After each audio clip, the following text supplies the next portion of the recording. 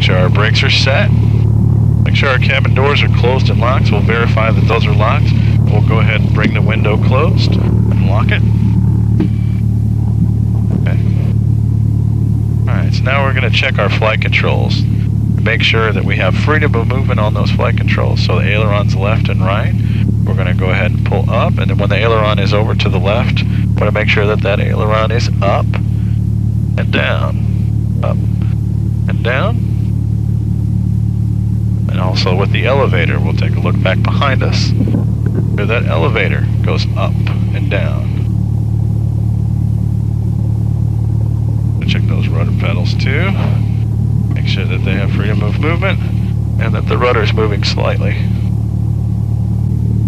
Okay, then we're going to do an engine run-up. We're going to check to make sure that the engine is working properly. We're going to increase our throttle about 1700 RPMs on the RPM gauge or tachometer. We have two sets of spark plugs in this airplane, so we're going to check one and then the other. So we're going to take one. We should have a drop in RPM, about 100 RPM or so. Then put it back on both systems, make sure that it recovers. Then we'll go straight over to the right, make sure we have a similar drop. Put it back on both, and make sure it comes back to about 1700 RPMs.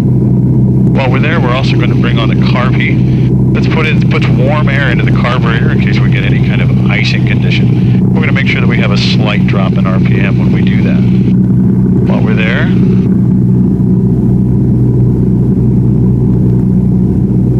make sure we have a suction gauge that's in the green arc. Make sure our fuel quantity is reading full. Our oil temperature and oil pressure are within the green to make sure that those are where they're supposed to be. And our ammeter, which is an idea of how much our battery is charging. I'm going to go ahead and make sure that's on, and then we're going to snap that off, take the alternator offline to make sure that we'll get a drop in our amps, and also a warning light that if we lose our alternator in flight and we're just running off the battery, we'll know that. Comes back on. Okay. And then we're going to bring the power, or reduce the power all the way to an idle setting to make sure the engine still runs at idle. Bring it back up to about 1,000 RPMs.